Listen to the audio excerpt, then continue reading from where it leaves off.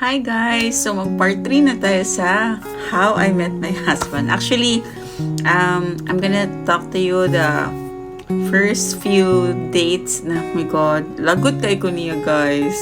So, diba, kanang nag-date-date nami, getting to know each other. So, muna na amo nga ng mga first few months together. And my husband din, pili na siya kabalo o what to call me. Kanang wala siya endearment. So, generally, ginatawag niya ako bye. Like, bye. Ano sa mata, friends? At bilang pabebe, guys, so gusto ko talagang tawagin akong baby. Kainis. Pero dili na siya ganahan, guys. Kanang, dili siya affectionate in public. Dili siya layhan o kanang PDA. Like, even the holding hands, guys. Di na siya mag-holding hands ninyo sa public, guys. Wala ka dirang dapita.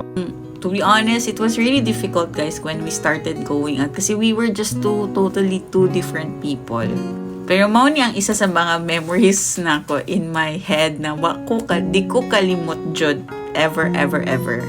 So, diba, kanang, I wanted to be called with an endearment, maybe baby, langga, sweetie pie, honey bunch, ana.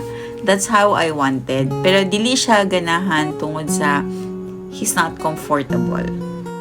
So, as an understanding girlfriend, char, ako lang yun siya gisabot na siguro ang mga pant and uniform, yun na siya ganahan ng something very kanang showy. So, ako na siyang gisabot. So, ani na siya, guys. Kani jud ang di ko kalimot ever. So, niadto mi sa isa ka restaurant, guys. Yung kaon mi, niya bilang gentleman, kanang, there was, I think, something missing in our table. So, nag-raise siya kamot, ana. Kabalo mo siyang gisulti to the waitress.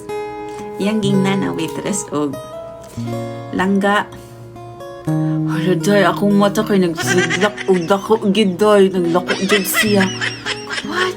You called her langga? O ako, imo kong gitawag og bye?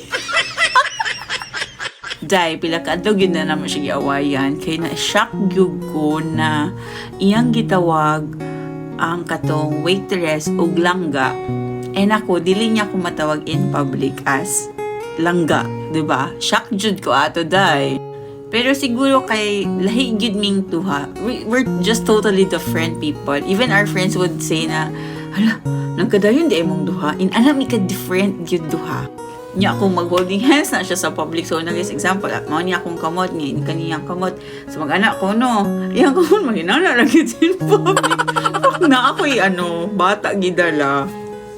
Niya, sa una, kanang magtawag mi. So, diba, sige, okay, bye-bye, love you. Di jud ka kadugan ng love you too niya. Samot na kung naa siya'y kuyog yun, guys. Grabe, guys, ang among challenges. Akong challenges personally, sa kung unsa ka-different siya as a person and iyang mga ways and mga, things na iyang naanad. Siya naanad sa mga inatong butang. So, grabe gid ang among adjustment together. Tud karon actually, di na siya usog text, guys. Kay kung naa siya ganahan nimo sulti, tawag siya. Tapos kanang dili na siya mga musta nimo kanang, uy, kamusta ka na, what you ba inana jay. Dili pud na usog update sa iya. Tawag gid na siya mo, tawag. Murag ni siya papa jud, guys. Gid ni siya usog text yun.